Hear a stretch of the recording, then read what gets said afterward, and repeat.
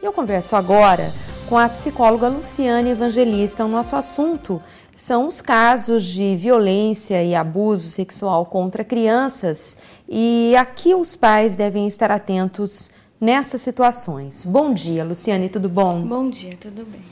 Luciane, e aí, o que você me diz? A que os pais devem estar atentos em casos como o que aconteceu no domingo, no sábado, nesse fim de semana, na realidade, lá no Atlântico, com uma menininha de 4 anos, que se diz vítima de um rapaz, Ela diz ter sido abusada, logicamente que não disse com essas palavras, mas a conclusão a que se chegou, a própria delegada disse que o depoimento da menina foi contundente, ela contou com riqueza de detalhes e a menina teria sido abusada por um rapaz, por um senhor, lá no Atlântico.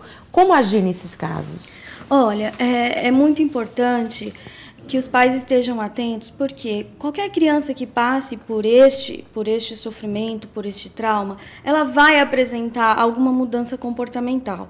Então, assim, toda e qualquer criança apresenta mudanças de comportamento no tipo, vai ter dificuldades escolares, a criança vai ficar mais retraída, ou a criança vai ficar mais agitada, vários sintomas, vários indícios que vai alertar os pais do seguinte: opa, minha criança, meu filho está agindo diferente, alguma coisa aconteceu. E a partir daí começar a investigar. Então é importante que os pais estejam atentos a toda e qualquer mudança de comportamento da criança.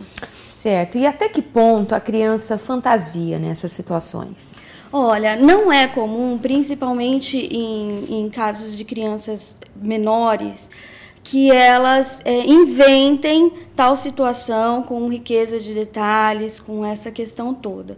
Porém, se isso estiver acontecido, se acontecer um caso assim, em que a criança consiga inventar, imaginar, fantasiar uma situação dessa, é muito raro que ela consiga manter essa versão.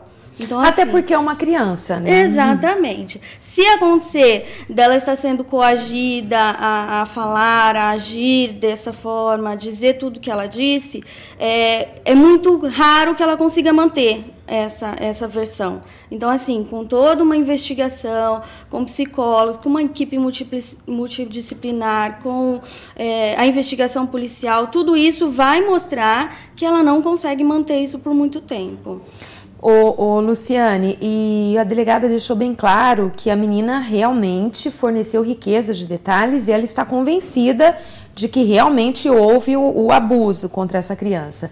A única dúvida é em relação ao agressor, Não se sabe se a pessoa que a menina apontou realmente tenha sido o autor do estupro. Pode haver essa confusão também na hora de apontar o agressor?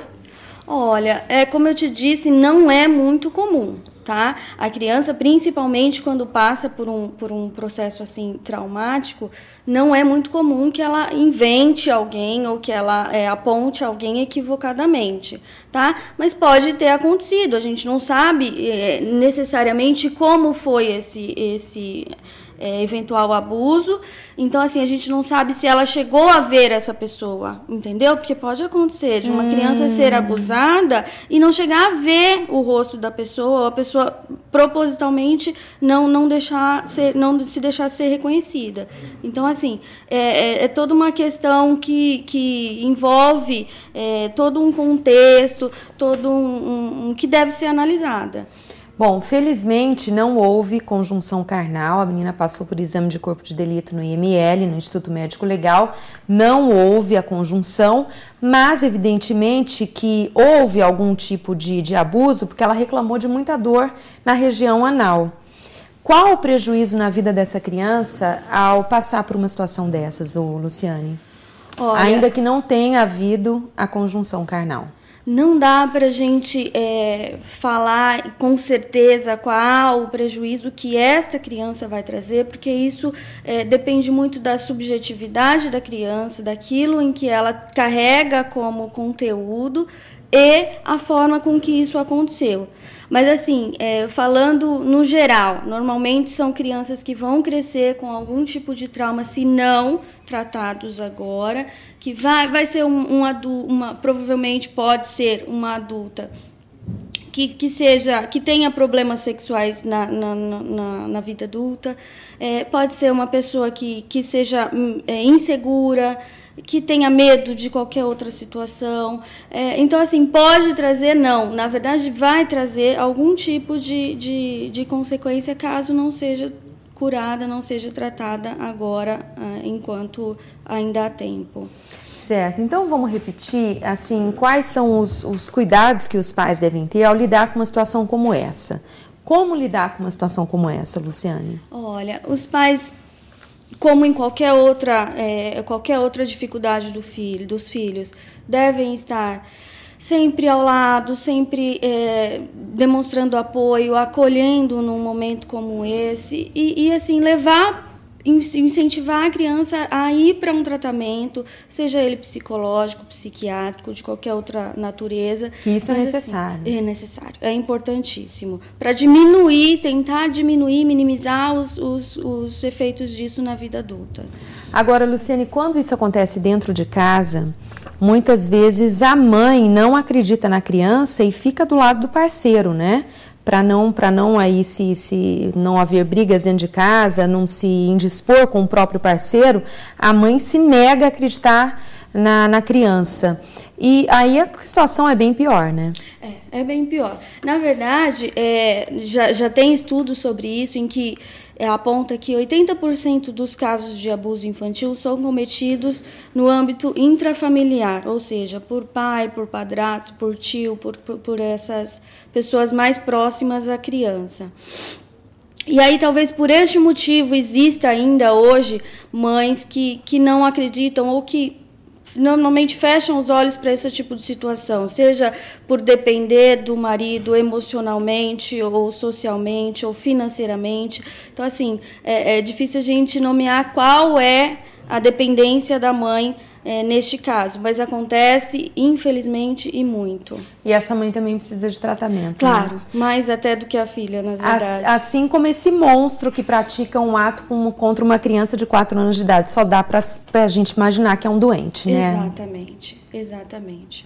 Porque como é que uma pessoa pode ter atração, pode querer praticar um ato sexual contra um serzinho ali que mal acabou de nascer, totalmente né? indefeso. E que nem tem a formação, né, corporal, emocional, enfim, E na maioria das vezes isso vem e acontece das pessoas em que deveriam protegê-la, né? Isso que é o mais revoltante. Porque, assim, nesses casos em que acontece com pessoas da própria família, a gente imagina que seriam pessoas que deveriam estar protegendo a criança e não expondo ela a tal situação. A gente supõe que todo adulto deveria, né, em tese, proteger as crianças, né, que são seres indefesos. E é exatamente por isso que ocorreu, né, essa comoção toda, essa revolta toda, e esse rapaz aí apontado como o autor do suposto estupro foi linchado, ele chegou a ser linchado e quase morreu. Se a polícia não tivesse chegado a tempo, ele fatalmente teria sido morto. Na verdade, as pessoas hoje estão cada vez mais desacreditadas de uma justiça, porque e é complicado você olhar para isso e sem tentar se segurar e não fazer nada, né? Porque é uma criança de 4 anos, é difícil para a gente acreditar que alguém possa fazer alguma maldade para uma criança nessa idade. Mas vamos relembrar aqui que por mais revoltante que seja, né, a gente muitas vezes não tem nem palavras para descrever um ato como esse, né, de um estupro contra uma criança, mas, lógico, gente, não se faz justiça com as próprias mãos. Sim, é importante. Né? Cabe à polícia investigar, vai concluir o seu inquérito, vai encaminhar para a justiça e a justiça que julgue, né? Porque senão mais um crime estaria sendo cometido, Exato, né, Luciane? Exatamente. Mas então tá certo, a gente já está com o tempo estourado, infelizmente esse é um tema que gera muita discussão, né? A gente poderia conversar mais sobre isso, mas infelizmente temos que ficar por aqui. De qualquer forma, eu agradeço muito a sua presença aqui hoje, muito obrigada. Eu que te agradeço.